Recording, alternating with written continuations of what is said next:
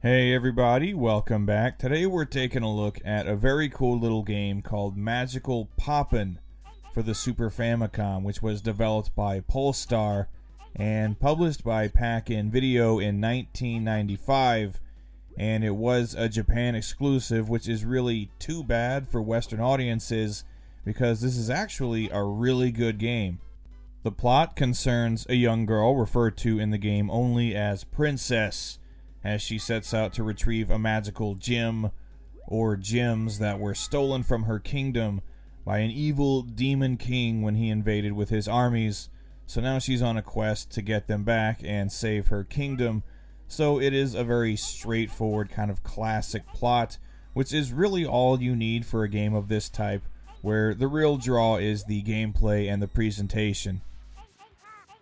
Magical Poppin' is, for the most part, a pretty straightforward platformer. You make your way from A to B, and you have a sword to attack your enemies with, and each stage features a couple of different boss battles, but it definitely opens up a bit more than your average platformer. There are alternate routes that you can find to take through each stage, and there are a lot of secret areas to uncover with lots of hidden items. You can increase your maximum HP, for example, and every stage has you finding a new magic spell that's necessary for progressing through the stage and through later stages, kind of in a more simplified style of Metroid, for example. It's obviously not as deep as a Metroid game, but it definitely features more exploration than your typical 16-bit platformers. It is a fairly easy play, though, I must admit.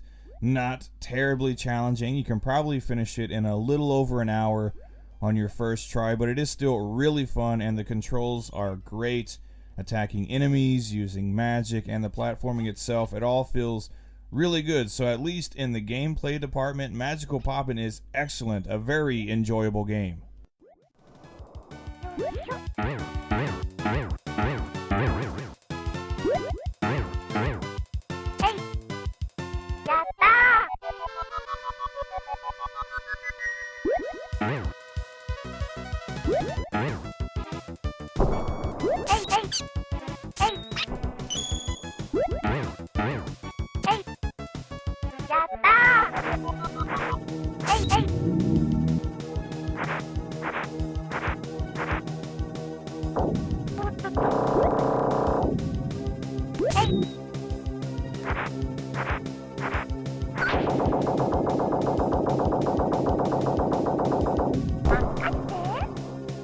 The presentation in Magical Poppin' is also really good, and probably the most standout feature when you first start playing. It is a very colorful and good-looking game with a lot of detailed environments to explore.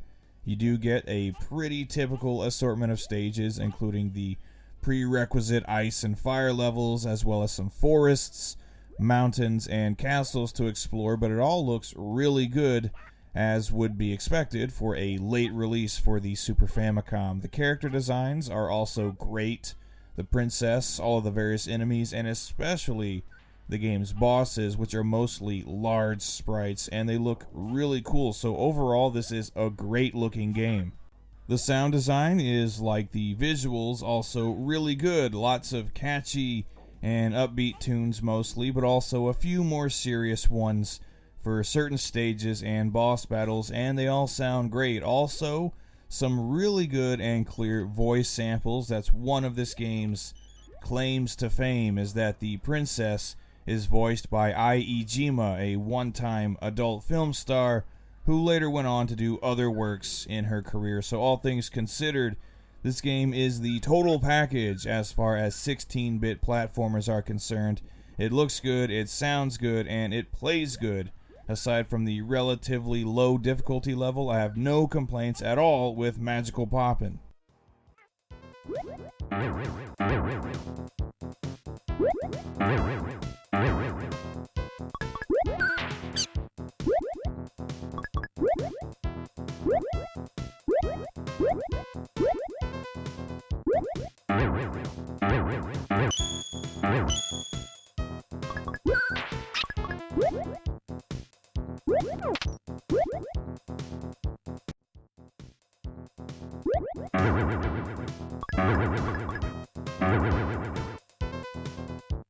So I really like this game, and I highly recommend it to fans of 16-bit platformers. Unfortunately, this is one of those Japan exclusives that's gotten really expensive in recent years, up to multiple hundreds of dollars for just a loose cart, and obviously much more for complete copies. But luckily, there are plenty of reproduction carts available in both North America and Europe, and those don't cost much more than $30 on average, which I would say this game is well worth paying for. If you love everything 16-bit platforming and you haven't tried Magical Poppin' yet, I would say definitely go for it. This game is awesome.